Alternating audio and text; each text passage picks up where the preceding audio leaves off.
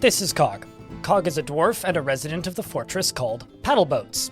And I intend to follow Cog for the next 10 years. 10 years in Dwarf Fortress time, that is. Dwarf Fortress is a video game that has been in development for almost 2 decades. It became a bit of a mythical game in the late 2000s with its original ASCII interface and obtuse playstyles, but eventually moved on to spawn an entire genre, known as colony builders. It was also a pioneer in crowdfunding, being one of the first crowdfunded independent games on the market in 2006. But one of the mechanics that Dwarf Fortress has that makes it wholly unique and interesting is its world generation and character generation. The game simulates individual personalities for every single dwarf in your fortress, and I'm curious about just how deep these personality simulations go. I want to see what happens to this dwarf's psyche over the next 10 years, and develop a narrative with that. It's going to be a fun experiment, but it starts off with one problem. Cog, our friend here, is a little bit old. Dwarves tend to live from 150 to 170 years, and they usually pass away of old age somewhere in that window. But that doesn't mean he doesn't have a lot of life left. So, without further ado, let's attempt a 10-year challenge, where every single second that the game is unpaused, I'm following Cog, with the added restriction of me only being able to pause the game on the 5s and 0s of every month, limiting me to the 5th, 10th, 15th, 20th, and the 25th of every month. Dwarf Fortress boasts a 28-day calendar, so there ain't no pausing on the 30th. Between the limitation of the lack of direct control of my fort and ability to see what's happening, and also me being forced to follow Cog, hopefully will lead to some interesting circumstances. Cog has only just moved into this brand new fortress, a fortress known as Paddleboats, which was founded by a dwarf named Skipper, who intended to take these dwarves on a 30-year tour, to a remote beach that is said to have hunted fish in it, and some strange clouds that don't smell so good, as well as some of the biggest animals the dwarves had ever seen. And quite frankly, their stomachs are bigger than their brains sometimes, so they decided to move to this very unwilling place. I should also note, because this was a tourism group, the initial starting 7 dwarves didn't even bring an anvil. They brought a lot of musical instruments and skills in singing. I'm sure everything will be okay, right? And for Cog, well, let's delve into his history just a little bit before we get properly started. If we pull back a little bit, and then move all the way up to the northeast, we'll eventually find the location that Cog came from. This is the hillocks of Armcraft. It was founded a long time ago by the Iron of Power, a dwarven civilization. Shortly thereafter, it was taken over and destroyed by goblins, led by the Amber Demon, Sata Hate Drums. This goblin group referred to themselves as the Frilly Seduction, and after several years of occupation, the dwarves returned the favor and took power back. But it wasn't the Iron of Power, it was the work of Spray, a different dwarven civilization, and the one that founded Paddleboats. And it's been run and managed by the robust Lens ever since. Or at least that's what the group of dwarves who lives here refers to themselves as.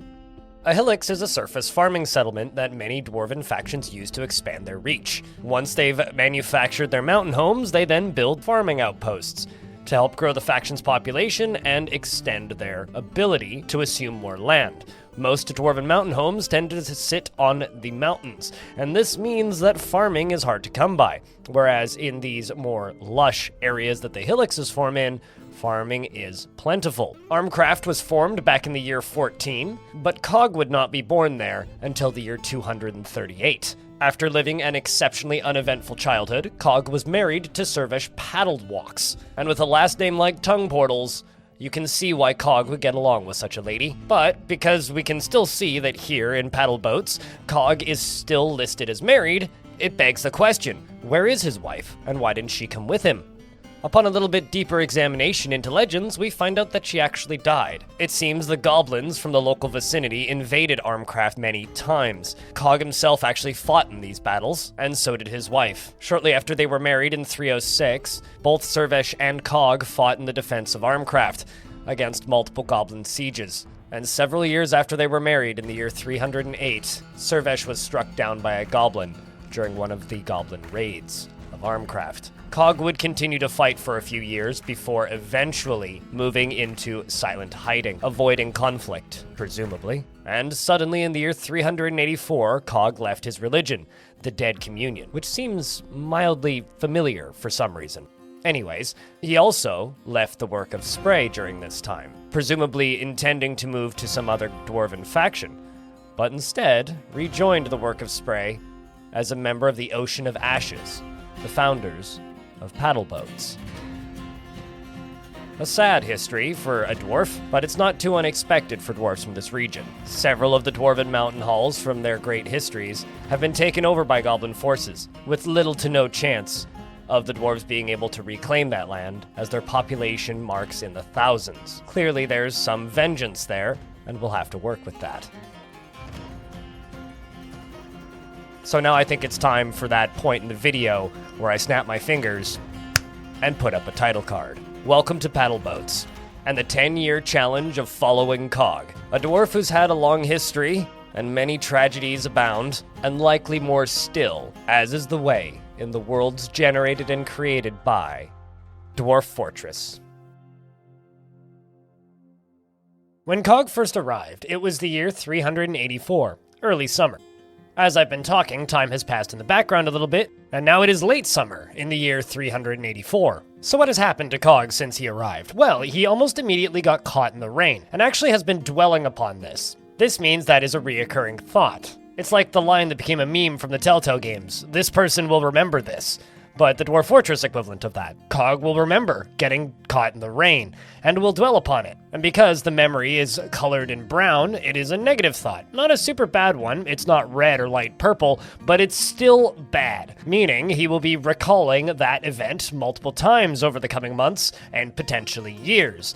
And eventually he will mull over this task and it'll be imprinted into his personality. All of these memories above it could also have the same thing happen to them. Currently he feels satisfied at work, which is a light positive. He feels fondness when speaking with an acquaintance, which is a better positive. And he also is interested being near a fine depot, which is kind of a low positive. The satisfaction and euphoria due to inebriation are also a very important thought the dwarves have, so it's something we should keep an eye on as well.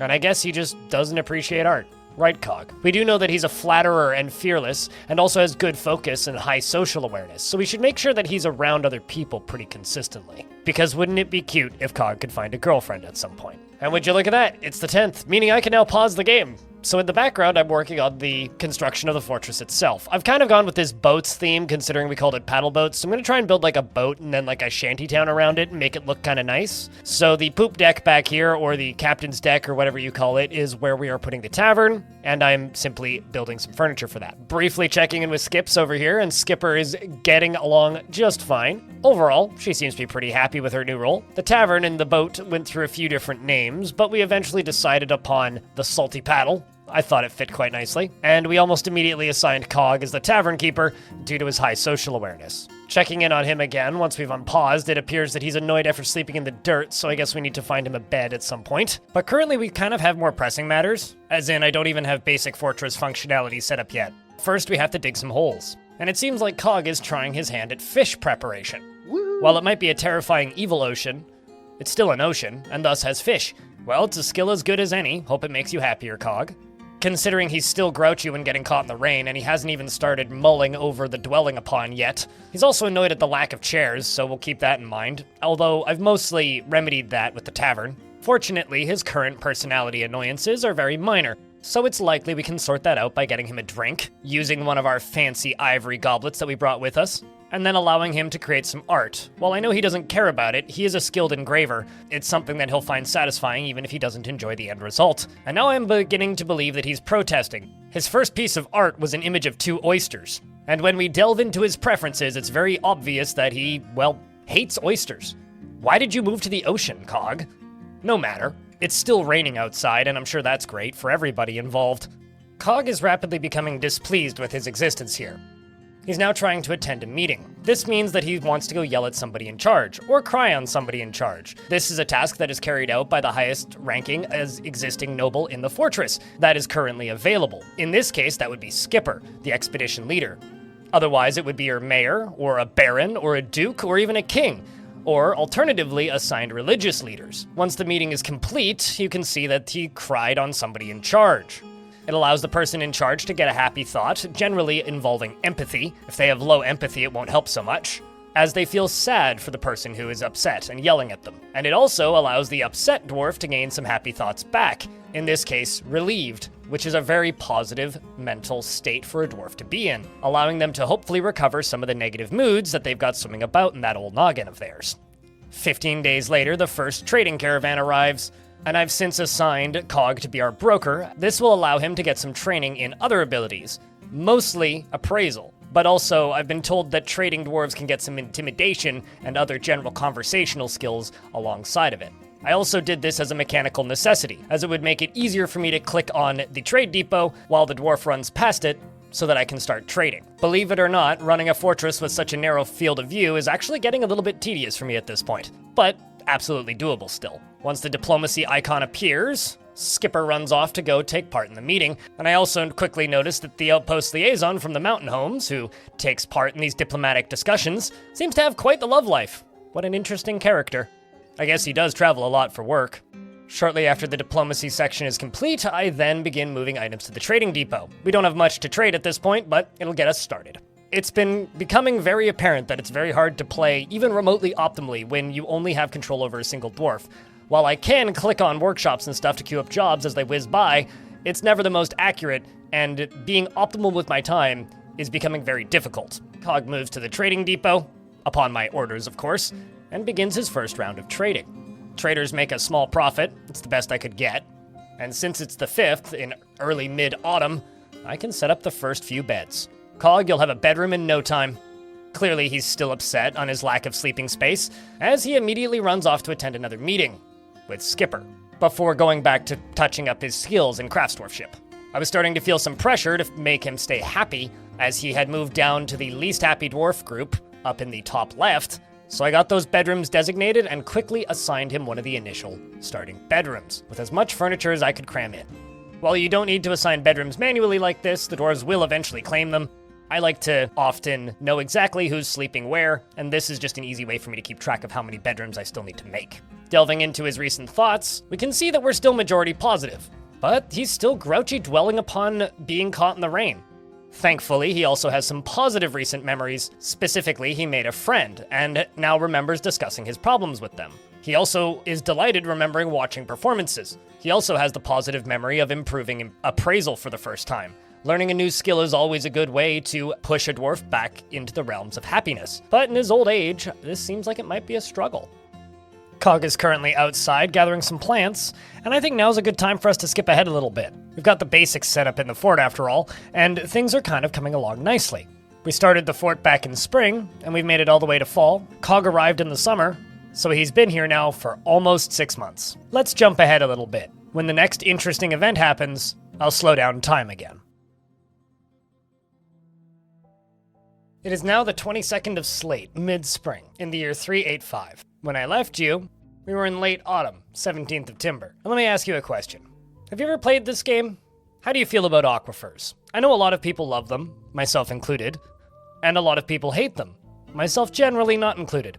But have you ever tried to dig through a light aquifer while only having the ability to pause the game once every 5 days? Let me tell you, I've been tearing my hair out for the last 3 months in-game, and it's going to continue for the next year, most likely. It's become an incredible pain. It's impossible to dig down a layer without it almost completely filling up by the time it's done. And I always have to remember not to actually dig down on the 25th of the month, because if I wait the full 8 days till the 5th rolls around, it'll be too late, and it'll be way too deep for any dwarf to actually dig. So this has been a painstaking, slow, costly experience. While no dwarves have perished yet and the population has gone up a little bit, this has been one of the most frustrating several minutes of my Dwarf Fortress career, stretched out over hours. But, keeping a straight face about it, how's Cog doing? He's certainly got a thing for warriors, and currently has this unmet need to both fight and learn something.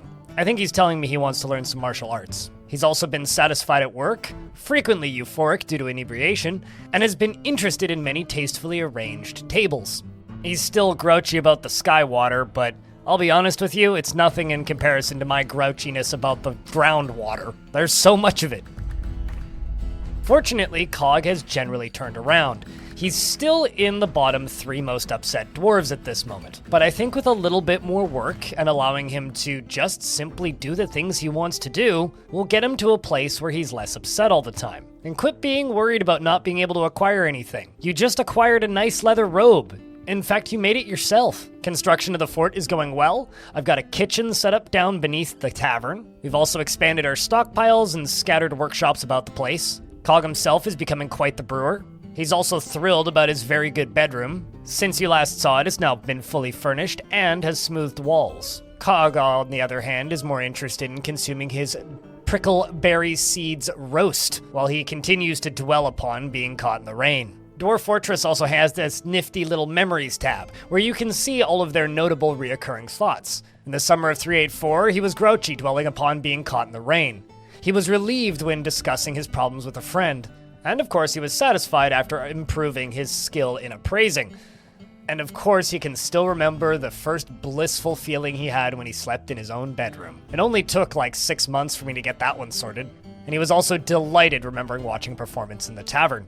On those musical instruments, no doubt. Because Cog has this constant need to fight and also learn something, I thought it best to allow him to join the military briefly.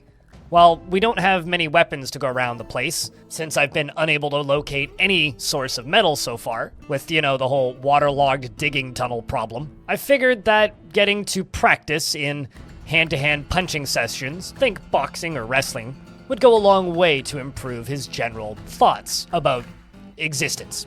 And of course, every 5 days I'm down here in this godforsaken pit. I'm becoming Curse of Oak Island up in this nightmare. Get to it, dwarves. Continue smoothing out them walls. We'll finish it eventually. Couple months have passed and we've reached late autumn. I thought I'd give you a view of Cog walking through the entire fortress so you can see how it looks at this point. I personally think the whole ship aesthetic thing is going quite well, and actually going to take us to a pretty nice place eventually. Cog is working on constructions on the outside tower that we are just beginning, as he runs past the soldiers he was training with for a while. He's currently the most upset dwarf in the entire fort, which is a bit disheartening, but we'll get there. Once the outdoor constructions are finished, I'm going to put my entire focus on digging in that goddamn tunnel. And maybe, just maybe, we'll get to see some ore soon. Or at the very least, a cavern. As Cog runs back and forth, he goes in and out of the clear outdoor skies, safe from that horrible sky moisture, helping us construct the walls. Thank you, Cog, for your hard work, and here's hoping you stop being the... Oh, would you look at that? Speak of the devil. He's no longer the most upset dwarf in the fort. Well, he still might be, but he's no longer listed as actually upset. This is great news. Things may be looking up for our friend Cog finally. Well, down into the pits with you. We must smooth these walls. Because currently the only thing that's being smoothed is the wrinkles in my brain as I lose brain cells staring at these goddamn trenches, and I swear I still like aquifers, they're useful for wells. But right now I need to leave well enough alone because it's time to check in on Cog. While he doesn't have any new reoccurring memories just yet, something interesting has happened. He is now accepting after remembering being caught in the rain, and he's become less depressed and learned to disdain stoicism. And if I look at his core traits, he now never feels discouraged after being caught in the rain. Of course, he's still a friendly individual and is brave in the face of imminent danger and generally acts with a narrow focus on the current activity, but this small change actually means a lot in the future outlook of Cog's personality. It means he's less likely to get negative thoughts that would normally discourage a dwarf into mood spirals. So in the year and 1 month that Cog has spent here, he has essentially cured his fear of the rain, which is kind of exciting. And as I'm watching him, he also just gained a new memory. He's delighted, remembering watching a performance. Must have been a heck of a show. And as for the water, well, I don't want to talk about it. Since digging through the aquifer is taking a year and change, I'm going to actually just start digging out the fortress area. I did say I wanted to make kind of a shanty town around the outside of the boat, and that'll give us some space to start actually farming down here. There's no dirt, so we'll have to create it ourselves with buckets. And, Oak Island vibes again. Currently, the biggest issue I'm facing with Cog's personality is that he always wants more. He's been worried for quite some time about being unable to acquire something. I've been making new clothes and a decent amount of jewelry out of the stuff that I have, but I haven't been able to solve that need, or just haven't been able to solve that need consistently enough to make it go away. There's only so much we can do, though. And look, some new friends have arrived. Dwarves arriving from the long-lost mountain home of Bronzewound. This means more hands to help dig through that stupid tunnel, and also more hands to help us construct the fortress of our dreams. It also means we need more bedrooms, so I guess that's the next task in order, as the population rises to 36. And I guess all of the new patrons in the bar has gotten Cog into a bit of a tizzy, because he's gone into a strange mood. He runs off and claims a craftsdwarf shop, And a few days later, Cog has created a Tekelum, a shell Negetkar, and claims it as a family heirloom. And what is that, you might ask? Well, it's clearly a musical instrument of sorts. The Negetkar is a handheld ceramic musical instrument, which houses 47 metal strings. The musician uses a bone keyboard to select which of these strings are struck. And the instrument has a 6-octave range. A fascinating little instrument, although I'm curious, can Cog even play it? After a brief examination, it seems he's a novice stringed instrumentalist. Well, I guess he'll have to get to work learning then. Anyway, so about those bedrooms. I think for right now, we're probably just going to put Cog's instrument on a pedestal in his bedroom, and just let him admire it at night. Maybe if I assign it to him as an object as well, we can possibly solve the issue of him not having an item to acquire. But one thing at a time. For now, I'm just happy that he's satisfied after improving judging of intent, which, by the way, very important skill for a captain of the guard, and he's learning that while he's running around in the tavern. Turns out, tavern keepers actually make the best captains of the guard, or sheriff, or hammerer, as they naturally train all of the intimidation skills required for interrogating, but that's probably a topic for a different video altogether. And it's been about 4 months since I last mentioned it, and yes, I am in fact still tunneling downwards. It's a struggle. But at the very least, the ship itself is starting to take shape, and the boat fort is starting to look boat-y. And Cog still wants to acquire something. He also wants to fight again. Maybe it's time to train in the boxing ring again, hey? Or alternatively, just go make some crafts. I'm also starting to notice that Cog's clothing is getting a little rugged. We're gonna need to get a clothing industry up and running in a moment. But at the very least, we can satisfy some crafting needs in the meantime to keep his spirits up. Because currently the highest focus is simply getting farming up and running, which we are using a classic bucket brigade to complete. Even Cog is assisting with this task. Farming on the mud that these buckets leave will allow us to actually get a clothing industry up and running, but apparently this foodless, jobless, underdeveloped fortress with not enough bedrooms desperately wants some more migrants. So another gaggle of dwarves have arrived, and at this rate we're going to need a mayor in a moment, as the population climbs.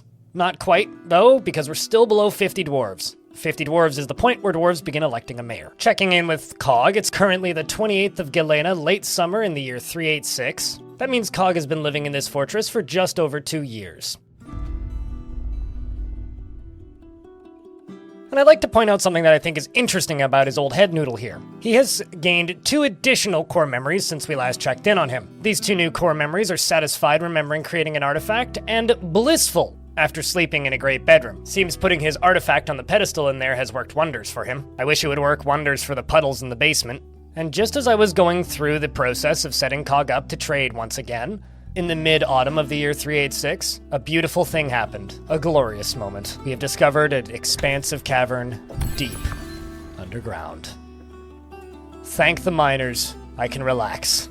Although this particular cavern was a tad bit peculiar. It does have a small population of ratmen, but it's not the normal light yellow moss that you normally find in the first cave layer, meaning this is the center cave layer. Of course, the world has 3. This is a known fact. The first being covered in a light gold moss. The center cave layer is usually filled with a bluish gray moss and has a completely different set of flora and fauna, with the deepest cave layers being a dark purple. A bit forbidding, if you will. Beautiful umber lichens of the great moss forests below.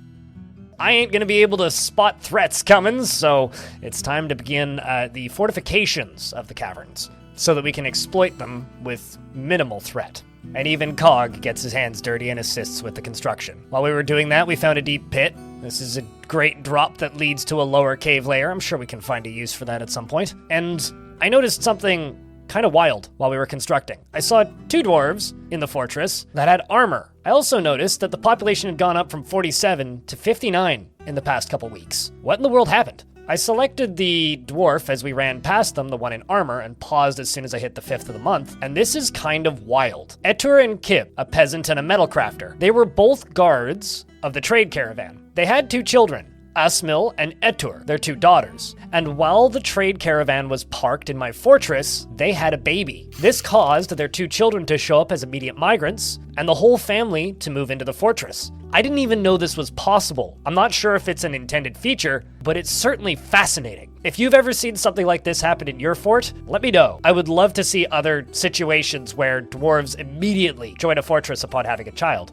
I did think that this event was noteworthy enough to give the baby a nickname, so we nicknamed him Anchor, and I made a squad and added both of his parents to it. Since they were already skilled, it just seemed fitting. I also went back and checked their stories and legends and didn't find anything of note, so I won't really include much. Their first historical records was them being born, them getting married, followed by them joining the caravan to go trade, and then immediately joining the fortress.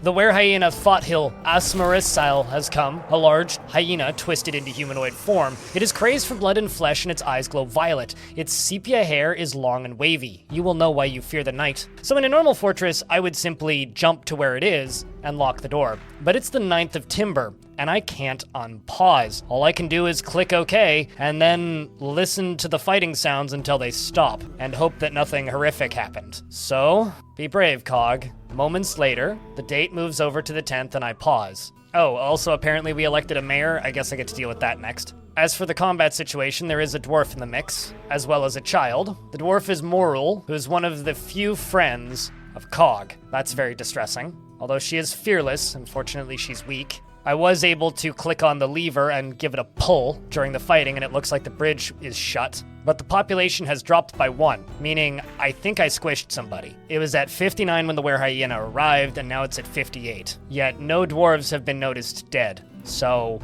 that's only one option left. Somebody got crushed by the drawbridge. The child who's in the fighting as well is Logan Swamphammer's 13-year-old. Doesn't look like she will make it, and it seems the were-hyena is a their hyena, and they've been around there for a while, with 4 notable kills, including my ram. Looks like they've mostly killed livestock, and a human. Maybe they are a merciful sort. But all that's left to do is unpause the game. We're on the 10th of Timber.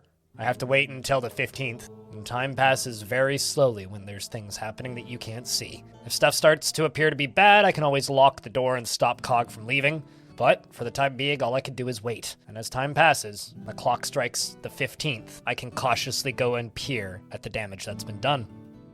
Skimming the combat logs, it seems like the child has been bit multiple times and is being ripped around by the head. And the woodcutter Merle has also taken bites in multiple places on her body. It is truly terrifying, but at least Merle will know that they defended the fortress valiantly. The dear child, Logan, will be sadly remembered by her parents, Mistim and Bomrek, currently working on projects down in the basement, blissfully unaware of the unexistence of their child. A week passes, and the sounds outside have lessened, and Cog is continuing to serve the beer to the dwarves trapped in the fortress, delighted after watching even more performances, but still worried about the lack of decent meals and wants to be around some family. Unfortunately, he has none, because she died decades ago. Time passes swiftly when you're in the tavern serving drinks, and Cog is continuing to delight himself with performances and wonder how people can be so glum. Fortunately for him, his friend, who happens to be a were-creature now, isn't dead yet. I'm sure he just thinks she's out on a stroll. Meanwhile, down in the underground areas of the fortress, the child's parents are continuing to work and beginning to grieve. And it's official, Cog's no longer the most upset dwarf in the fortress, for that is Mural, the were-creature, who is still stuck in a cage. She won't starve to death because every month, around the time she starts getting really hungry and thirsty, she becomes a were-creature, which resets all of her needs, except for her mental needs. Just her physical needs. Regrowing limbs, healing wounds, and sating hunger. Meanwhile, Cog saw a dwarf recite the anvils and whips at the salty paddle, and he feels some delight about this. I did mention that we had a mayor before, so before I open up that disgusting death box on the surface, I'm gonna have to set up a mayor's office. And all the dwarves get to the construction work. I should also mention that not too long ago I found a little bit of tetrahedrite, so now I can make bronze and silver gear for my 2 small squads of soldiers. And now that there's a mayor, and the mayor has an office, many dwarves are waiting to attend meetings. It's mostly the upset parents. And now that the gates are open, we have access to the 2 cages. The human were-creature who didn't die simply got caught in a cage, will be cast into the caverns deep below into the pit. Hopefully the fall will kill them. And since the dwarves couldn't bring it upon themselves to kill Murrel or release him into the wilds, they instead decided to let her wander off into the caverns. Maybe she could earn some valor exterminating the rodent men. But instead she just kinda stood there, rather uninterested in the whole concept. Meanwhile, Cog still wants to acquire an object. He also has that need back for martial training, meaning I guess we'll just chuck him back in the military. And as the 10th comes around, we check in on our were-creatures. Murrel is stuck off in the caverns trying to attempt a meeting, rather uninterested in violence, it seems. A sad state of affairs. And for the human, well, the body is gone. And the only signs of its once existence is a smear of blood. It must have been consumed by the cavern creatures. What's done is done. But just 10 days later, the dwarves hear a commotion, and Murrel is found dead, the once friend of Cog, deep off in the caverns. And the smell of blood and foaming miasma could be noticed from the fortress walls deep in the caverns. Currently, Cog doesn't seem too bothered by this. I mean, frankly, he's probably not even aware. He's currently just too preoccupied with needing to acquire an object, and also wants a good meal. Thankfully, we've now solved the meal problem, and he's making lavish meals. I mean, if you want good meals, go make it yourself, right? So Cog is now becoming a chef alongside of a brewer. And you hear that? It's the sounds of fighting off in the distance. Snatchers have arrived to try and steal the children. It is the 10th of Hematite early summer, 387. Cog arrived in the early summer of 384, which brings us up to a total of 3 years in the fortress. But it seems that those goblins' attempt was definitely in vain. As the dwarves didn't get to witness the fighting, only the soldiers did. They told stories of goblin heads being cloven asunder, and Cog was helping oversee the mining excavations at the time, so he missed the whole thing. And Skipper, the expedition leader and founder of the fortress, created a shale crown and claims it as a family heirloom. I wonder how Cog feels about that. I can tell you that he does feel good about his fantastic bedroom, and shortly after the artifact crown was made, we allowed Cog to claim it as his own. A beautiful crown, fit for a dwarf, perhaps even a king. But dark times were beginning to hinder Cog. He was indignant, dwelling upon being forced to endure the decay of a friend. That friend, of course, being Murrel, the dwarf that died in the caverns. Positive traits and neutral traits can cause a dwarf to gain positive outlooks on life and move forward and grow in a neutral fashion. Whereas indignant and other darker things that dwarves can dwell upon can cause them to spiral and develop bad traits. We'll see where this goes. It may lead to nowhere, but it may cause some future turmoil.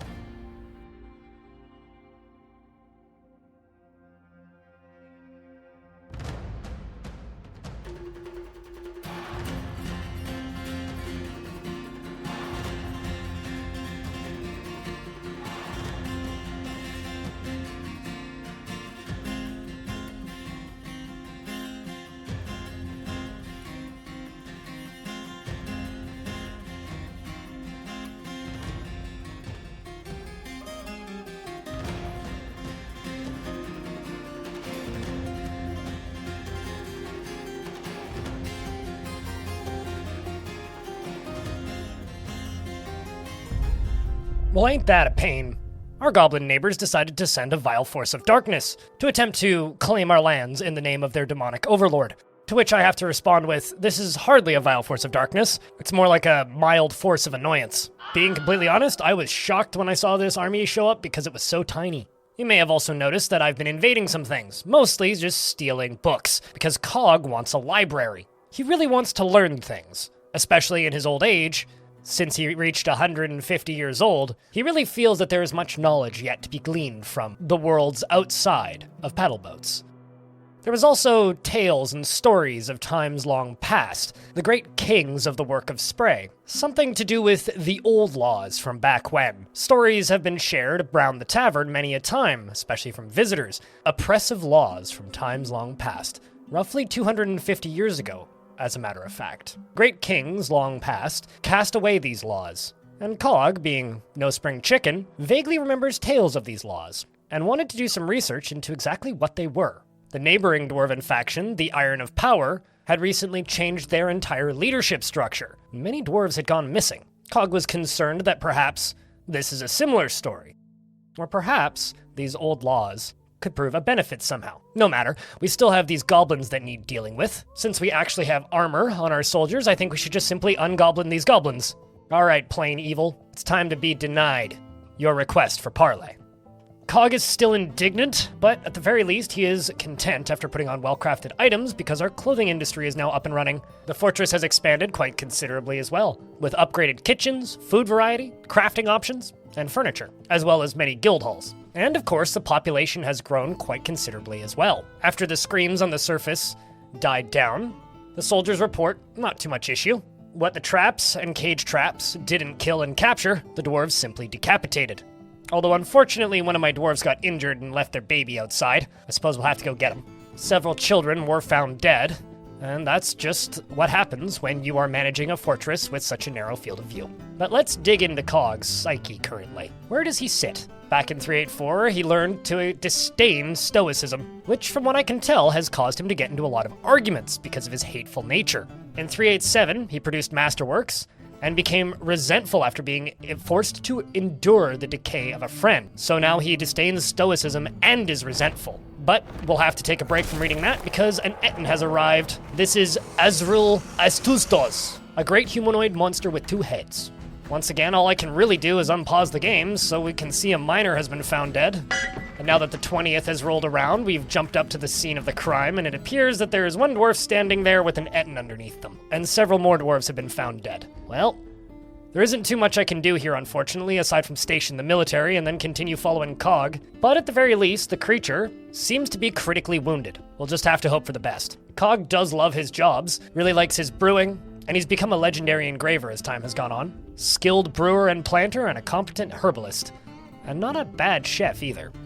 And since there's so many dead, we're gonna have to build a few coffins. I've fortunately been able to keep the numbers rather low up until this point, but this leaves me no option. As Cog serves his wine, we can see him getting into more states of irritation, as well as recently seeing a dead body has left him uneasy. The general state of ease is dropping in the fort. The dwarves are starting to question the fortress's leadership. They think that the leaders might be slightly absent. And of course, we're up to mid-autumn of Cog's 4th year in the fortress, and it's time to do some diplomacy. Cog has been campaigning and petitioning for quite some time for his opportunity to take the position of Baron of Paddleboats. And because it's time for diplomacy, the Mayor Bim meets with the Outpost Liaison, and the Royal Outpost Liaison asks the question, and informs the dwarves that he came empowered to establish this colony as official land of the Dwarven faction, the work of Spray. He of course reminds them that there are responsibilities and the nobility must live well, but the wealth and trade will drastically increase. The dwarves of course inform him they can scarcely believe the good news and recommend Cog for elevation, who becomes the Baron of Paddleboats. Not the most dramatic title, but hey, we'll have to work with it. Almost immediately, Cog embarks on the side quest of prettying up his future throne room. Barons have high demand requirements and require a room of a very exquisite value. And seeing as he's a legendary engraver, who else is going to do the job better than him? Get to it, Cog. After consuming a pile of head noodle, we can peer back into his psyche a little bit. The watchful of you earlier may have noticed that he has become hateful. This is the result of his earlier resentment from the year 387. While that was a year and a few months ago, it is going to resonate with him for some time. Him being both hateful and refusing to acknowledge stoicism means that he is more willing to lash out in verbal hostility towards other dwarves, and in anger. This has actually resulted in something kind of fascinating that I've never noticed before. Cog used to have about a dozen friends by the end of the first year, and now he's sitting at just 2 friends. And that's not because they've died. He's literally lost contact with friends that he had previously. While he still is delighted after watching performances, and satisfied after remembering teaching, his irritations continue now with old clothing. The fortress struggled for some time to get a solid clothing industry up and running, and since the population has ballooned, we are now perpetually behind. Although I am doing my best to remedy this situation, it's still in a state of disarray, and he still does like his bedroom, and we're about to give him a better one anyway. While this is recoverable, I do think it's kind of fascinating to pay this much attention to one dwarf's individual psyche, as it really lets you direct the game in a certain direction, and push a fortress based on how a dwarf is getting along with the other dwarves in the fort. Like in this case, we are now beginning to raid places for books, especially now that Cog is a noble and actually has some pressure and power in the faction that we are aligned with. But there's much to do and little time, so let's get on with it, shall we? What is a world without surprises? Apparently some goblins have appeared and stole some children who were playing on the surface. One of the 2 children who got kidnapped was actually Anchor, the child of those 2 soldiers who migrated to the fortress earlier. Both of whom are still in my military, meaning this is an opportunity for me to see if I can actually capture this child back. It's very rare that kids actually get kidnapped in my forts, but this is no normal fort, so this gives us the rare and unique opportunity to go and rescue some children back from the goblins. Jumping up to the overworld, there's no news and rumors of them being missing yet, and when I check the missing citizens tab, it does inform me that they are both known to be missing, but they're both known to be traveling, meaning I don't know exactly where they are right now, nor do I know where they're going. So I should check back in with that in about 10 to 15 minutes in-game and see if things change. But that's not stopping me from simply attacking some necromancer towers, because I'm told that they have books of many kinds. Perhaps one that we are seeking. More on that later. My militia has become quite talented at this point, almost 5 years into the fortress, and they've been doing quite the work, raiding the enemy. Their skills are virtually unmatched, at least that we know of. And due to the excitement, Cog desperately wanted to train in the military again, so I decided to do something a little bit different.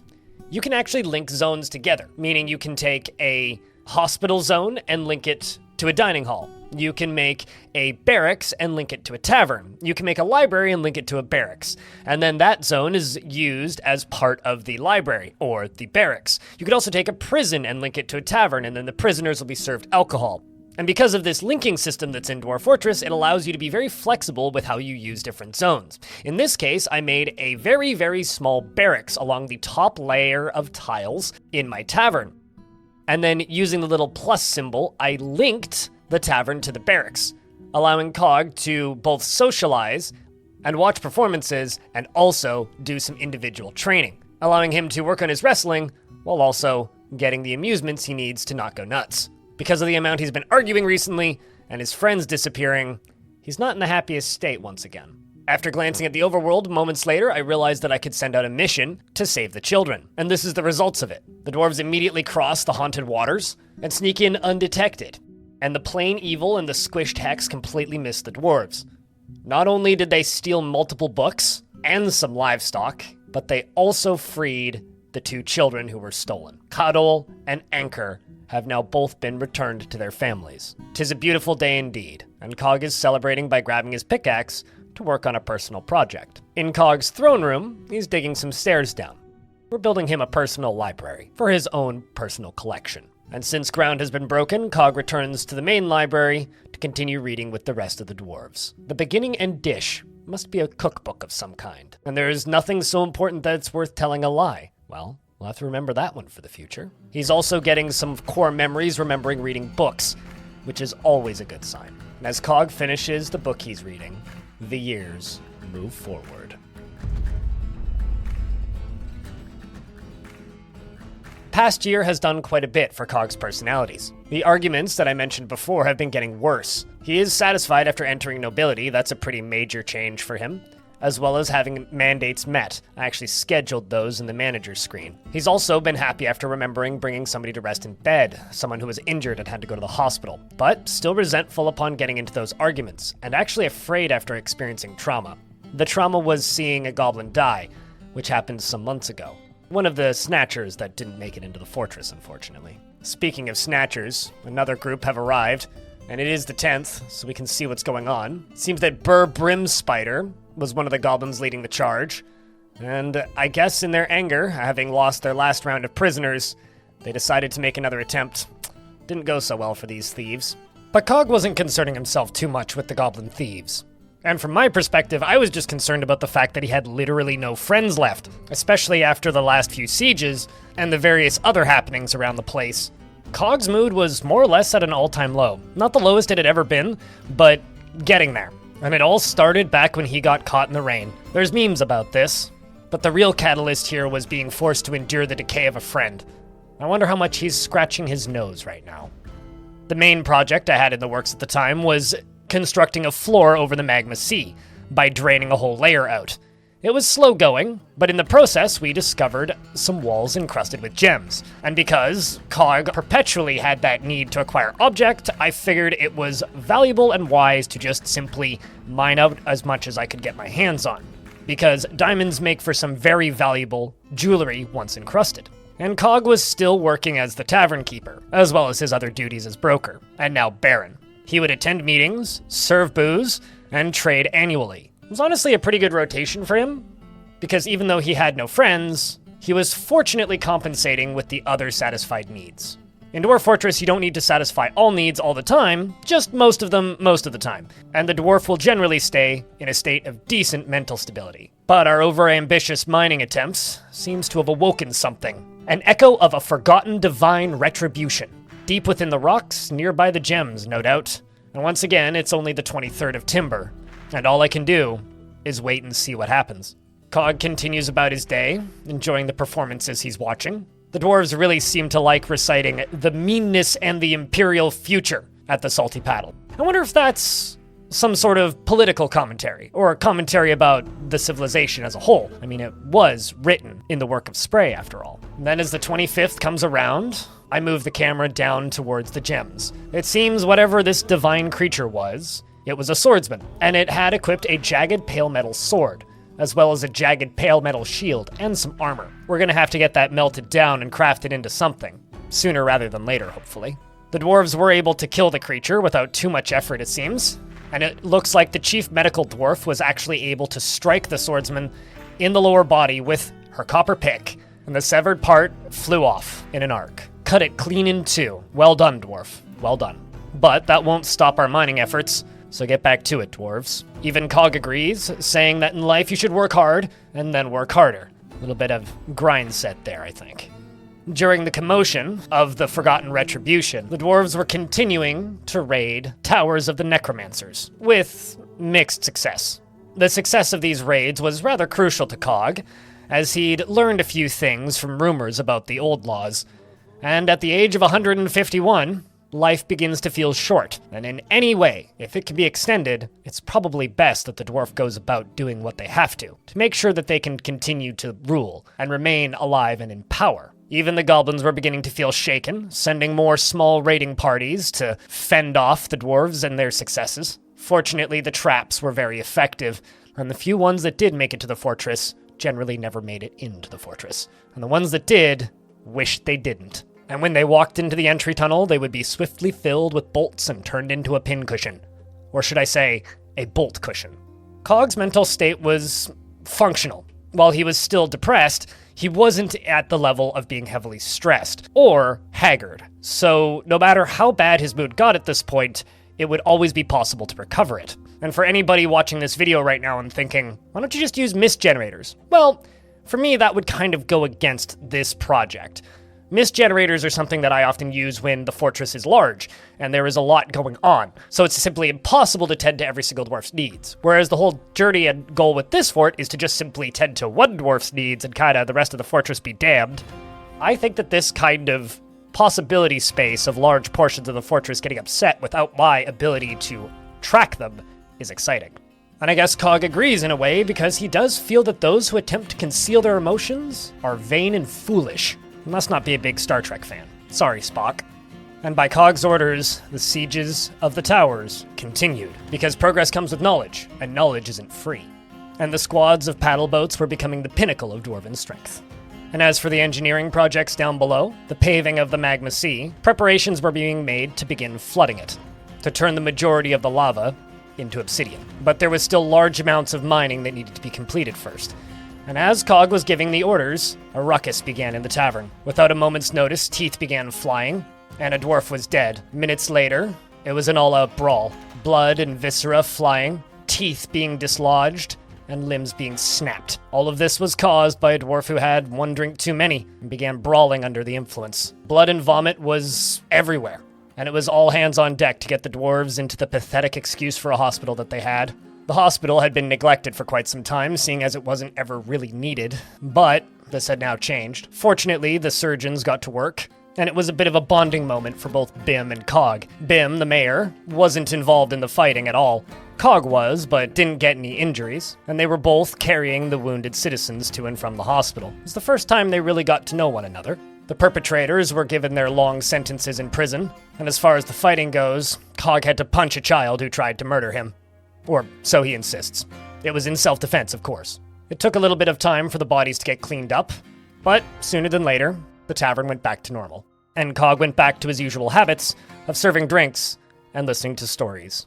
And the sieges would continue, expanding their reach to different locations. One of the further away towers that the dwarves decided to siege led to a exciting discovery, a book that Cog recognized the name of, The Wizard's Guide to Mortality. It was a book that had been rumored in the stories told in the tavern, and Cog wanted it for his personal collection. Quickly, the book was tracked down and isolated so that Cog may study it, while he continued to give orders for the excavation of the Magma Sea. But it seems as though someone wasn't pleased with their attempts to steal knowledge from times past, because something sent a grim force. The dead walk. Hide while you still can. The grim forces of the undead had come. While they move slowly, they are certainly the biggest threat that the dwarven military has yet had to face.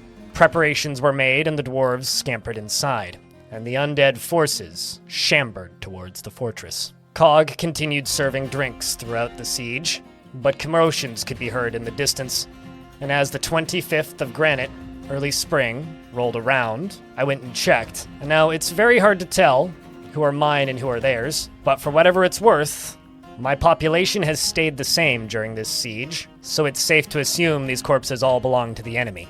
The only one remaining is a peach-faced lovebird man who's hovering up above the battlefield. Nothing my soldiers can't deal with, I'm sure.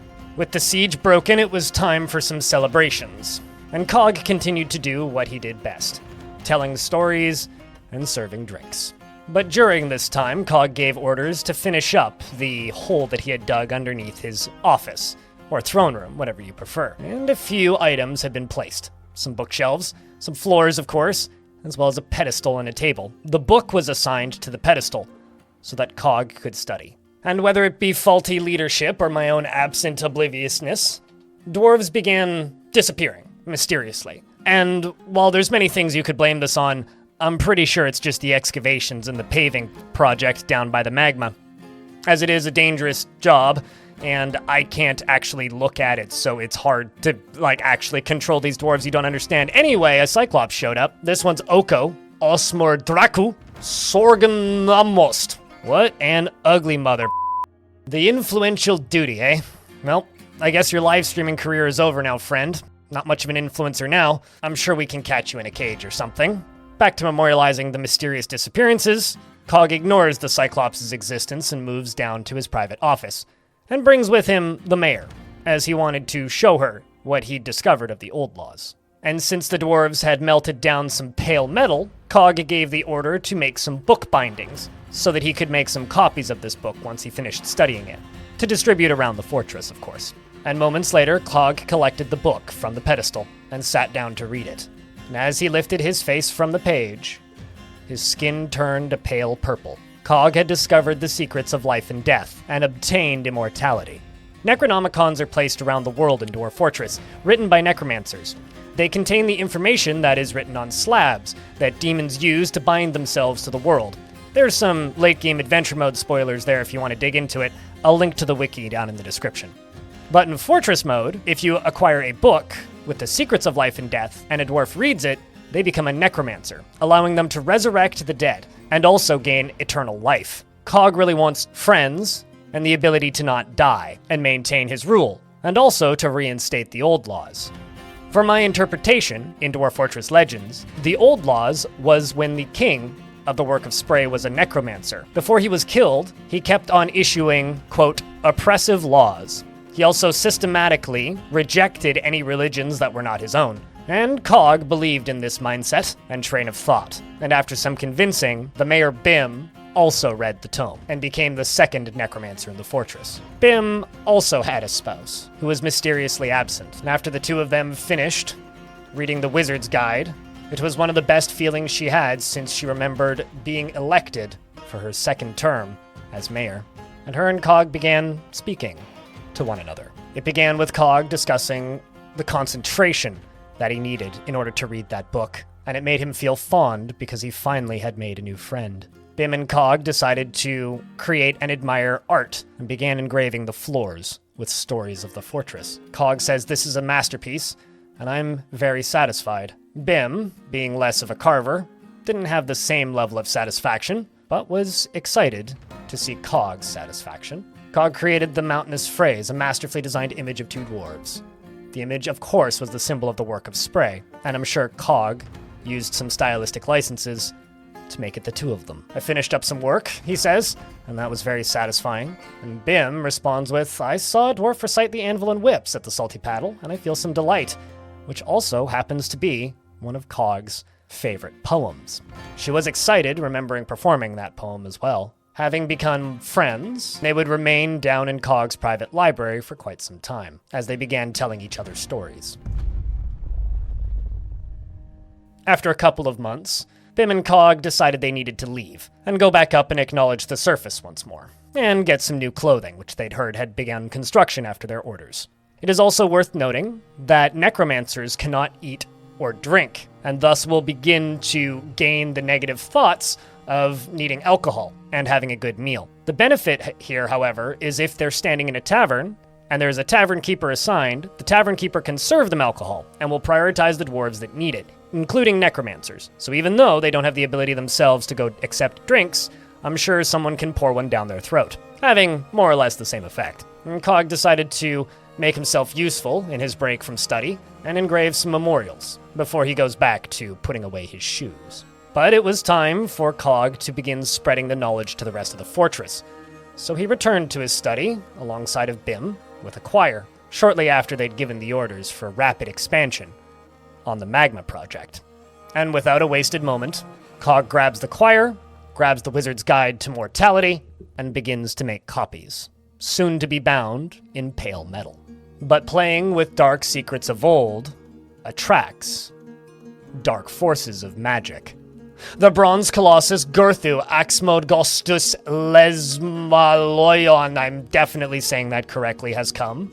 A giant statue made of bronze, bent on mayhem. Fortunately, creatures of this sort are no match for dwarven engineering, and cage traps are more than sufficient to catch them. But in the odd chance it makes it through, the military is ready and waiting.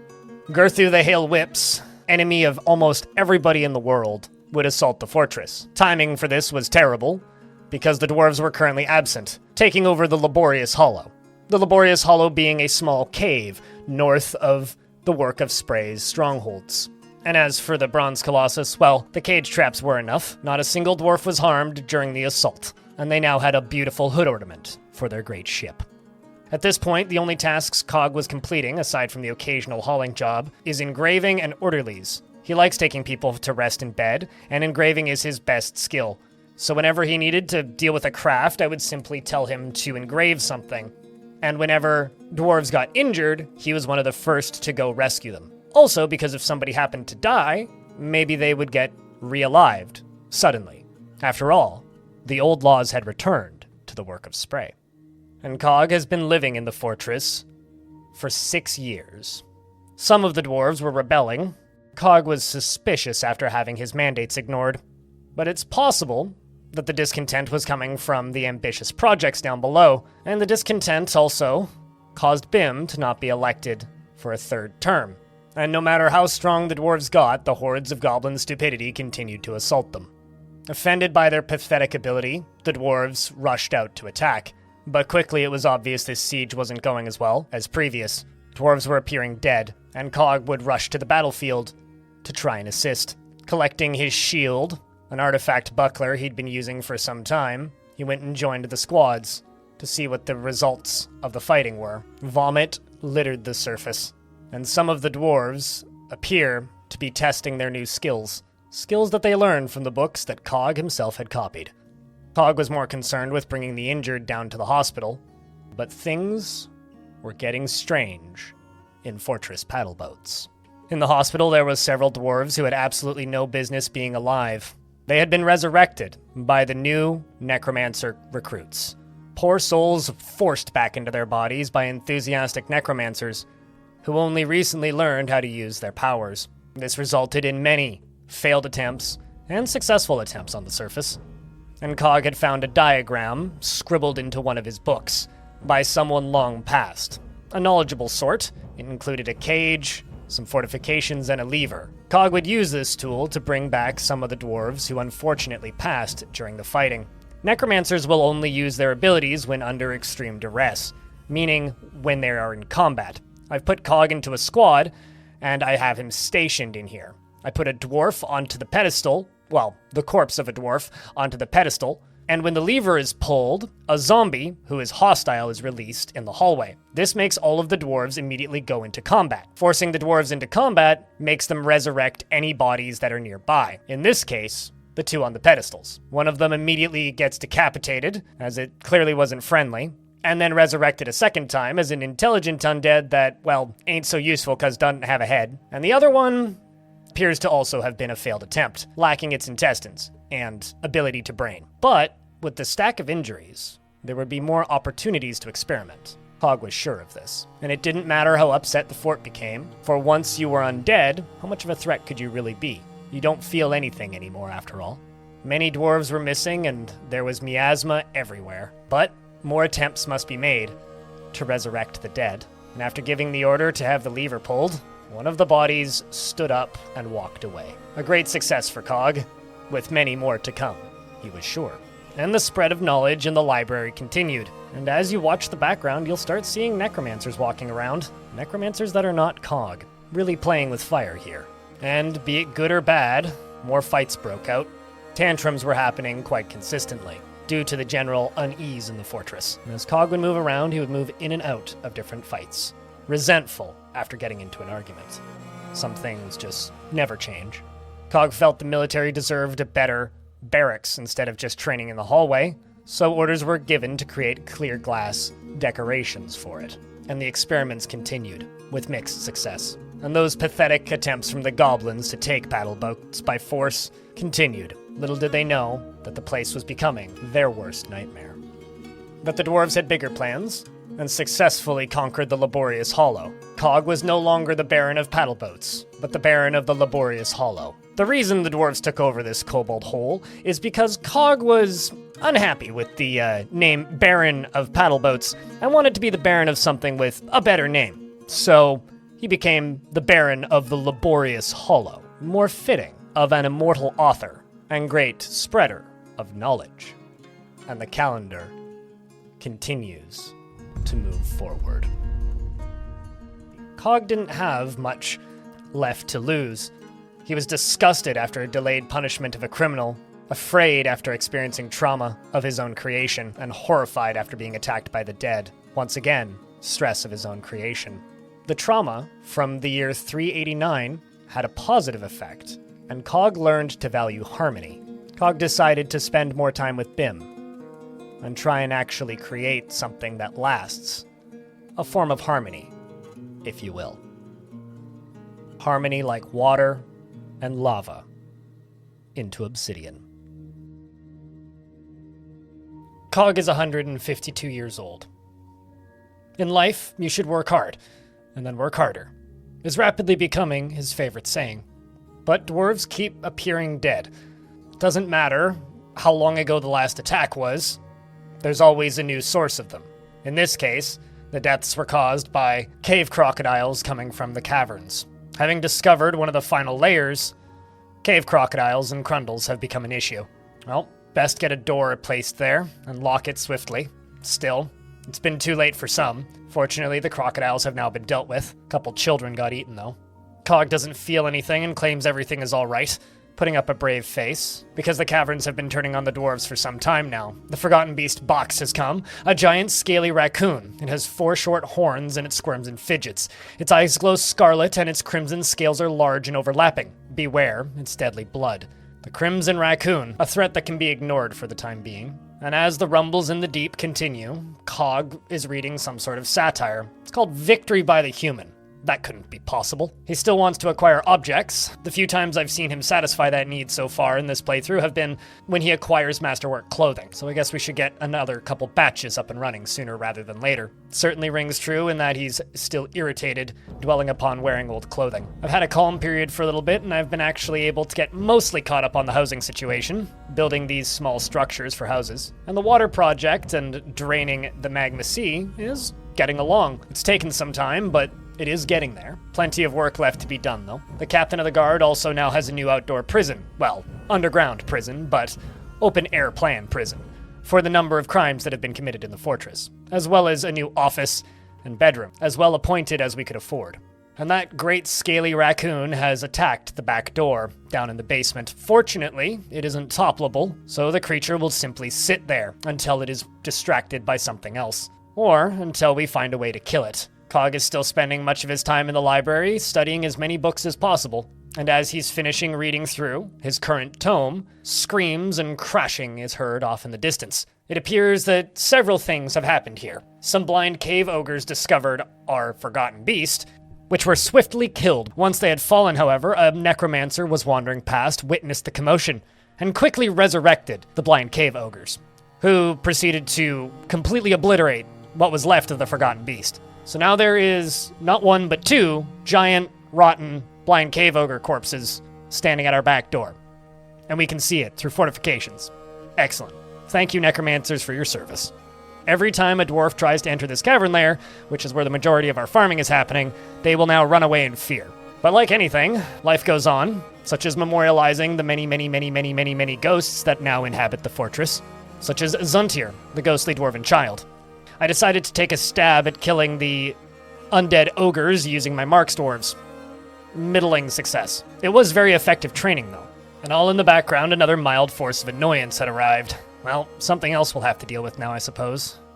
And it seems as the goblins began charging towards the dwarves, the Hollow Slayers, the undead goblins that were on the surface, began fighting back against the goblin invaders. It's good to have friends on both sides, I see. And Cog can feel the conflict at a distance, is probably doing some incantation to resurrect the dead from deep beneath the ground. But no matter how uneventful a siege, population is often still lost. While it wasn't heavy losses, Cog felt it necessary to do his best to bring them back. As the miners deep down below find adamantine, bodies are placed on pedestals, and the soldiers line up once again for their great resurrections. And the lever was pulled. A resounding success. Every single one of the three dwarves got up and walked out and joined the fortress. It's always good to see dwarves master their craft and become the best that they could be at a new skill. Rumors have been coming from the trade caravans of fights and battles between the goblins and the dwarves back over where the mountain home resides. Cog thought it best that they request that the queen and her husband come to reside here in the safety of paddle boats. Well, as safe as you can be. Of course, Cog would presume that the old laws would improve this safety, and thus traded a couple extra copies of A Wizard's Guide to Mortality to hopefully spread the good word of the Undying and the old laws. And while the dwarves were off trading, more fights broke out in the tavern. Captain of the guard swiftly dealt with them, but the number of coffins is a constantly growing chain of repeating jobs. And as trading was finishing up, something horrific happened. Troglodytes came from the lower cavern lair, rushing their way into the fortress, dying and coming back to life, and again, and again, and again. Viscera flying, limbs being severed. Cog doesn't feel anything anymore. No matter how many times he saw the same troglodyte die, it wouldn't affect him. Pieces flying, dwarves falling and rising. This was a group effort. Almost every dwarf in the fortress took part in this brawl, and swiftly filled up the hospital, as they had many times before, lying the patients on the ground in a triage. Cog needed a moment to himself, and wandered north into one of the few quiet rooms on the floor, to then have to face his fears and turn around and head back into the fighting fray, and help with the triage. But it really begs the question, what opened the door in the basement? How did they get in? The doors had been locked. Well, have a look at this. There is a gremlin's corpse in the doorway, meaning a gremlin opened the door. Gremlins are one of the few creatures in the game that can unlock locked doors. and it was opened, and something immediately killed it, leaving its body in the doorway and exposing the fortress to the threats below. Vile creature. We must dispose of it. So a little bit of behind the scenes here. I did actually want to resurrect that gremlin because I thought that that would be fun to have an intelligent gremlin running around, but apparently they're not considered bodies. Like, their corpses are not considered bodies. They are not listed anywhere in the stocks menu. If anybody knows anything about this, or maybe it's a bug, let me know in the comments. After that event, I felt the need to check in with Cog. He certainly had been doing better in the past, but probably could be worse off in the grand scheme of things. A lot of things haven't really changed, aside from him, becoming more hateful back when he was resentful. The things of note here is that he was accepting after remembering experiencing trauma, which helped him value power. I guess power to be able to overcome your trauma once you've been crushed by it. And this one I find rather interesting. You might remember back in the spring of 389, Cog was dwelling upon experiencing trauma and learned to value harmony. Well, after accepting, remembering the delayed punishment of a criminal, he became less angry and learned to hate harmony, which I think is fascinating. He went from one minor extreme to an absolute extreme in the opposite direction. More recently, he's been resentful, dwelling upon getting into an argument, and remembering engraving, producing masterworks, and mastering appraisal, and watching performances. The beat goes on. He does state that he needs a good meal, and he's worried, and desperately wants to be with family. And during this time, I gave him a new hobby, which was making clothing. So he's hanging out in the tavern and creating clothing, and thus claiming a lot of items that he didn't claim before, as they were readily available. In the past few weeks, he's got a few new reoccurring memories, which is worried after a lack of decent meals for too long, an inevitability after becoming a necromancer, and resentful after getting into an argument, which he's dwelling upon, and anxious after dwelling upon pondering reproductive behavior. I gave him a short stint as a scholar, but noticed the negative moods were causing too much distress, so I removed him from that task. It's kind of funny, though, that such a topic is the thing that makes him anxious. And honestly, if I was in his position, I'd be worried too, because no matter how long the dwarves stay here in this fortress, the dead still walk, and we shall still hide while we can. This time, I quickly sealed the front gate, with the military prepared to intervene if need. And time passes slowly while you're in fear, especially when another forgotten beast arrives. This one is a huge noseless warthog named Ditari. It has a spiral shell and it undulates. Its black hair is very curly, and we shall fear its deadly blood. Early summer, up on the surface, necromancers can be seen, moving towards the fortress at a brisk pace. Monal, revered author, the human necromancer, potash maker by trade, is leading their charge, following Omud, who is now in pieces after tripping over my weapon traps. Omud was their apprentice, so they're probably simply disappointed. During the siege, the humans were here for trading, so I tried my best to get the trading done before the hordes arrived, but there was no stopping them. An endless cavalcade of partially rotten figures, wielding spears, shields, hammers, and bows. Cog decided it best that he simply stay in the tavern, socializing with the best of them, until the fighting calmed down outside. But sometimes it doesn't matter how much you restrict the dwarves. They find a way to fight something. And at the edge of the combat, a llama which was found dead is immediately resurrected in the middle of the fortress. And the dwarves all run in to assist with making sure that llama doesn't come back to life. Many dwarves have been found dead, including Anchor. And it's not the first time Anchor's been found dead in this particular fight either. Many dwarves are vengeful, and as the Necromancer siege enters the fortress, the dwarves all charge forward, running down the hallway, through the military lines, to assist as best they can. As the undead corpses shamble their way into the fortress down the ramps, the wall of violence begins. Every time something falls, there's 10 necromancers to bring it back up. Every time an enemy falls, there's 10 necromancers to bring it back up.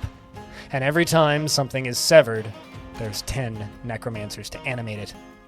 Hands, feet, skin. The hospital is filled as swiftly as the fighting ends. Many dwarves have lost their lives, and some have found new lives in a cold body. The militia commander, Ranger Rick, desperately wants revenge on these necromancers and zombies. And frankly, I don't blame him. I would too, I think.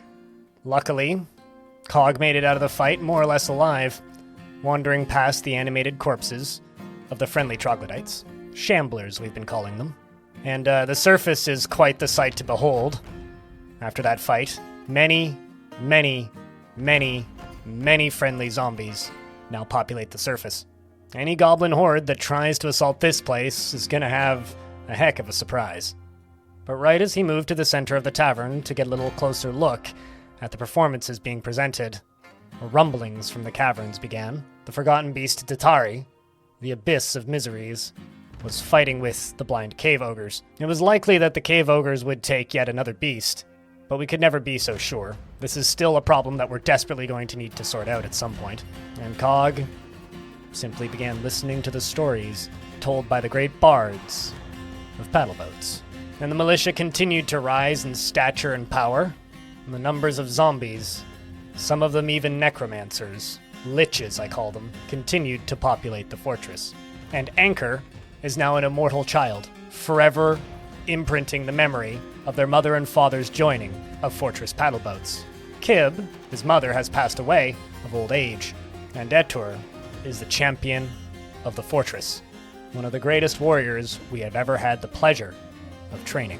Excavations down in the basement are underway and making great progress, and Cog is continuing to help bandage the wounds of the many injured dwarves. Rumor has it that the value of the fortress is so great that we may get a monarch arriving soon. After all, messages were sent requesting them, so we began working on a possible throne room and possible dining hall fit for a king and queen.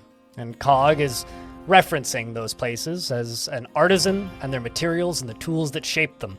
You are a legendary engraver after all, Cog, having been upgraded to the position of Duke of the Laborious Hollow, rather than simply Baron. And at this point in Cog's life, he never becomes angry after the delayed punishment of a criminal in the year 390, and never feels discouraged after being caught in the rain in 384. He is often inflamed by hatred, however, and easily develops hatred towards things after being forced to endure the decay of a friend. And as I designate a bunch of places to be dug out, I'd just like to remind everybody that the fortress's final year is the year 394. We're currently on the year 392, which means we're getting mighty close. If you've been enjoying this series so far, I just wanted to state that if you wanted to watch the entirety of it without any editing whatsoever, that's all available on my VODs channel. I'll link the full playlist down in the description. But thank you very much for watching this video so far, and if you've made it as far as you have, we don't have that much further to go. Cog's journey is nearing its end. Cog gets some relief after discussing his problems with an acquaintance, but he's still had a hard time maintaining friendships. The only one so far is Bim, the previous mayor. But personally, I would be very annoyed if I lived in this fortress. The number of immortal children is almost outnumbering the number of live children. Imagine having to deal with those messes. They don't sleep, they don't eat, they don't drink, they just wander around and play all day. Terrifying. This is soon to be a noble's bedroom, so it must be of the highest value. Cog is very satisfied after creating his masterpieces.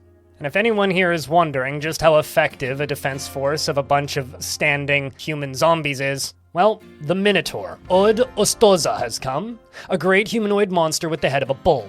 We'll have to let Cog wander because it's only the 16th and I can't pause until the 20th, so time moves by, and when we reach the 20th, pan the camera up and we can see the resulting combat. The Minotaur did collide with my weapon traps, and the moment it did, the zombies turned on it. It tried to grapple with one of them, and the rest of them seemed to have simply obliterated it. They all charged it, attacked it, and ripped it to shreds. I'm thinking kind of like that one scene from Shaun of the Dead. You know, the one in the Winchester? Regardless, a human Hollow Slayer punched the Minotaur in the head with his left hand, and the injured part explodes into gore. Well done, my friends. Continue to guard our gates.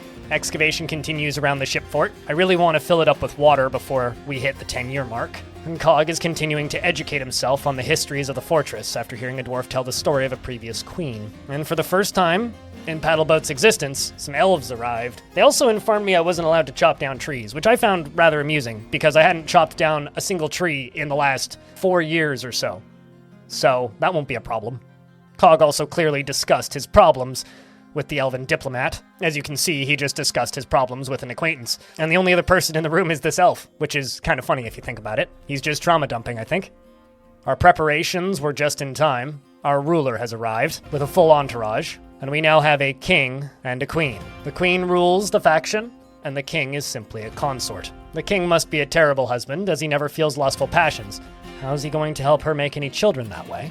And the queen is given to flights of fancy to the point of distraction, and she finds humor in most situations, and she is confident under pressure. I think the king shall join the military, and Cog takes the queen down to his office, give her a tour of his book collection. Once the reading is complete, Cog decides to spend some more time with the two of them, and they all hang out. Don't mind the zombies in the corner. They're headless and harmless. While it might not be the best place for a first date, something magical happened. Bim and Cog became lovers. Both of their spouses had long passed away. Not only that, but in the last year, Cog has found a few friends around the fortress. Things must be looking up for him. His recurring memories have definitely changed his outlook on some things in life. The hatred is probably still a deciding factor, but Cog can now discuss his problems with a lover, and he's relieved. One of the best mood buffs a dwarf can get. This is the mood buff that is provided by walking next to water mist from a waterfall or mist generator. The queen seems to be amused by this whole situation, and a commotion was heard far off in the distance, and a forgotten beast seems to have destroyed the two blind cave ogres. At least someone finally did something useful around here. Let's see if we can have any more luck killing the forgotten beast. 9 years have passed since Cog arrived at Fortress Paddleboats. He now has a lover and a very different personality, but there's still time left. Things could still go horribly wrong, but I have a decent amount of confidence that we'll be able to make it through smoothly. I'm currently putting together the needed requirements for the nobles in our fortress, our king and queen. The king consort doesn't have the highest demands, but the queen sure does, and the king gets the benefits of being able to share them.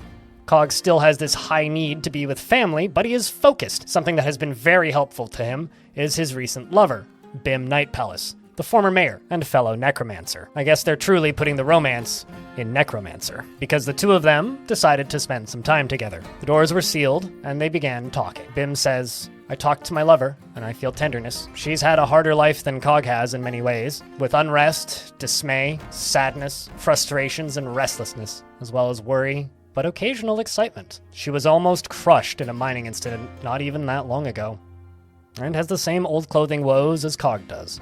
Cog discussed how great it would be to be surrounded by family, and clearly, Bim agreed. Cog recited some poetry alongside of Bim, and the two of them were married. A beautiful moment in Fortress Paddleboats, and something I'd been working towards for just about the entirety of the fortress. This was the first time I was actually able to find a dwarf that Cog got along with well enough and didn't get into arguments with so that they could get married and become partners in crime. Are we the baddies? I'm not even sure at this point. The two of them spent a few months together, singing and listening to each other's poetry. But something evil is emerging from a newly exposed pocket. The excavations down below must have awoken something, and they continued speaking, ignoring the problems that the rest of the fort was facing. And down below, another creature was found dead. This one wasn't an ethereal being of retribution. This was a brute from the depths. It was a mole monster, a great creature of pain and suffering. And a dwarven hollow slayer, one of the undead dwarves in the fortress, got a swift blow against its upper arm, helping it bleed. Between that and the dwarves kicking it and fracturing its skull, the creature perished. Snatchers attempted to steal more children, which were swiftly dispatched by the zombies on the surface, because the dead continue to walk, and the dwarves should hide as best they can.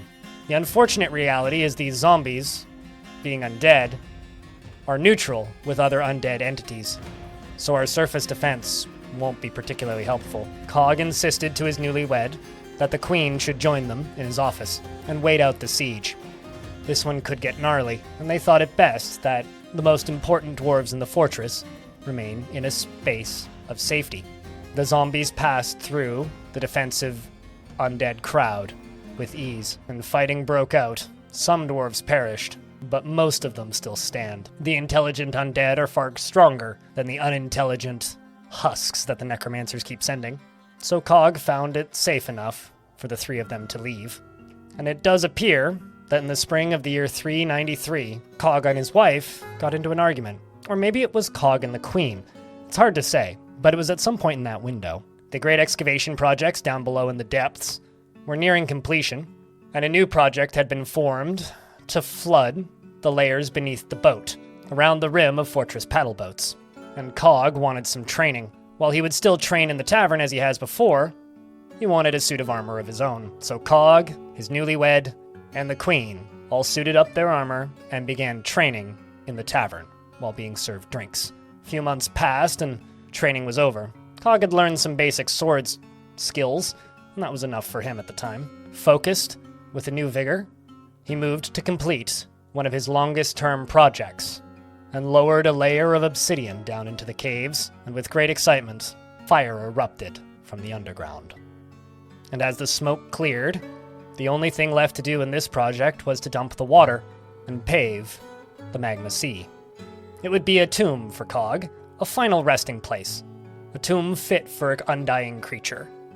And as his personality has evolved, he's less hateful and slower to anger, meaning he's now beginning to feel empathy after discussing an acquaintance's problems. Cog is now a married man once again, after many years of depression and separation, and is becoming more passive towards the dwarves he is in control of. And the pump system is nearing completion as well. This is a bit of an open spot, which could be dangerous if it's not sealed up. We'll have to do our best to make sure that we seal it once construction is finished, but we have a lot of digging left to do, and just like that, the finishing touches are added. The cavern lakes begin to drain into the magma sea in preparation for the paving, and Cog is helping clean the place up. Cog has become a very interesting creature as I've watched his time pass.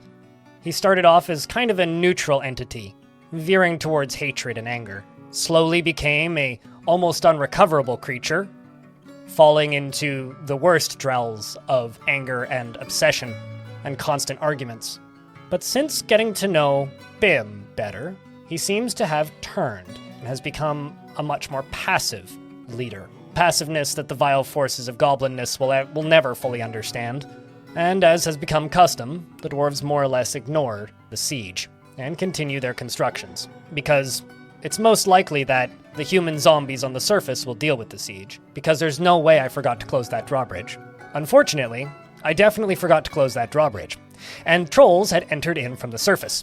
While Cog is fighting here, I would like to point something out to you that I think is really interesting. Cog no longer has the need to be around family, because he is married and has a family. Thankfully, there wasn't that many trolls, and not that many goblins actually made it into the fortress.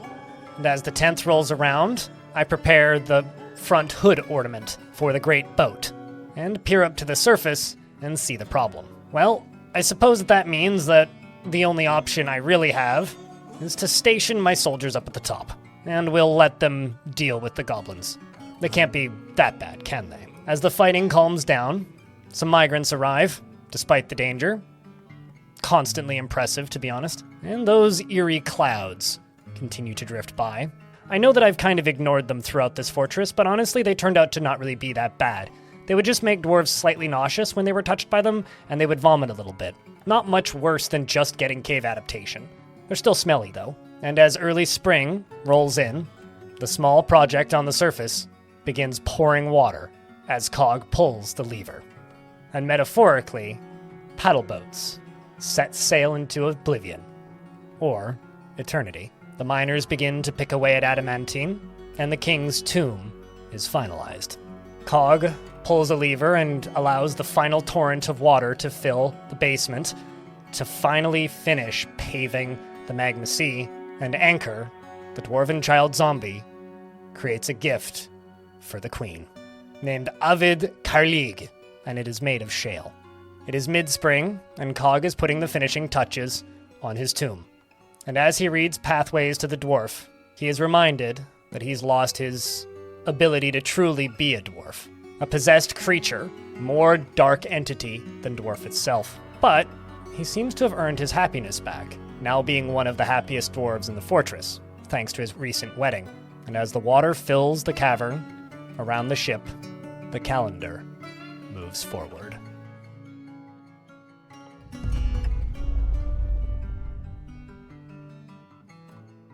Cog has spent 10 years in paddle boats. This was his story. He He never becomes angry after the delayed punishment of a criminal in 390. Never feels discouraged after being caught in the rain in 384, and is often inflamed by hatred and easily develops hatred towards things after being forced to endure the decay of a friend. He has a very calm demeanor, which is a turnaround after experiencing trauma in 391, but his anxiety is currently worse than normal. But he's still a friendly individual and brave in the face of imminent danger, and he finds helping others to be very emotionally rewarding after a romance that he discovered in 393. Cog personally feels that those that attempt to conceal their emotions are vain and foolish, and thinks that friendship is important, and respects power due to the trauma he had in 390. He values peace over war because of the trauma in 391, and values a harmonious existence after the delayed punishment of a criminal in 390. He doesn't particularly respect commerce, and doesn't feel strongly about the law.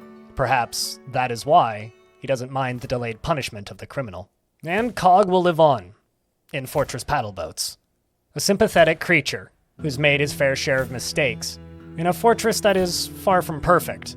If you'd like this fortress to end positively or negatively, the save files are available in the description of this video. They've all been uploaded to the Dwarf Fortress file depot. The initial save is right when Cog arrived, and the second one is when I retired the fortress, or right before anyway. If you would like to continue Cog's story, you're more than welcome to, or simply explore around the fringes of it. My goal for this video was to showcase the character and personality of the dwarves, and the ability that they individually have to tell a story, even if the majority of the fortress is left more or less ignored. This video has been very experimental and took a very long time to make. This is the longest planning period and one of the biggest editing lifts I've had to do for a video. And in the final hours of Cog, he took a nickname, the Old Law, for he successfully implemented the old laws and brought the fortress of paddle boats to glory, and in theory has preserved the safety of the work of Spray for eternity, unless they are crushed under their own selfishness. Long live Cog and Fortress Paddle Boats. Thank you very much for watching this video. I'm glad that you made it to the end. This has been a crazy amount of editing and an absolutely monstrous amount of work. If you enjoyed watching it and liked Cog's story, let me know down in the comments by adding the words Old Law into your comment without any context. We did this once before. I'm sure you know what to do. I don't have any special merchandise for sale this time, so I'll simply say, check out my Vile Mug of Darkness. You may have seen it fly across the screen a couple times. Links to that should be in the pinned comment below. If you'd like to support the work I do, you can watch the streams of me playing these fortresses live on Twitch, or on this very YouTube channel. Since we've reached the end, I think it's time for me to answer a handful of questions real quick. So this is a weird one. It says timeline forgotten. I actually reached out to Putnam about this, and her response basically was, you named your timeline forgotten, because nothing can really do that she's aware of. So this one's a bit of a mystery. If anybody knows what timeline forgotten means, please let me know down in the comments. Unfortunately, it's not possible to fill a moat with blood. Blood doesn't have the same properties as water or lava in Dwarf Fortress, so unless you mod in a third type of liquid, this isn't possible. Blood doesn't fill. It doesn't have the same amount of depth and physics that water does. While this is a cool concept, this is something we may have to wait for magic for possible actual implementation of this sort of thing, or alternatively, you're gonna have to look to mods. Yeah, the incinerator that I put together in Gore Tusk was a bit of a thing, wasn't it? And no, Steam version did not change this. I'm using a system called Minecart Shotguns. If you go look them up, or look up the shotgun effect on the Dwarf Fortress wiki, it'll give you instructions on how to build these. Yes, I do plan to do adventure mode playthroughs. In fact, that's the one I'm going to edit right after this. Or perhaps after the Halloween special, whichever comes first. And no, I've never successfully converted a fort to a single god, with the exception of what I did in Gore Tusk, where I just simply killed everybody who wasn't part of the god. It's not actually possible to convert a dwarf from one religion to another. They are born worshipping the gods they're going to worship for the entirety of their lives. While they could leave organized religions between forts, there is no way to force them out of a religion and into a different one. But that also doesn't change the god that they worship. It just simply moves them from an organized group to a different organized group. And that's pretty much all there is to it. Thank you very much for watching this video. If you made it to the end, you're an absolute champion. Check out the other videos that I've done that are like this one. And YouTube probably wants you to watch that video that's on screen right now. So click it. I dare you. Thank you very much for watching.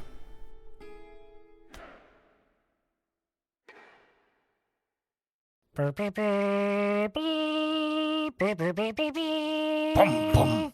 bum. Bum,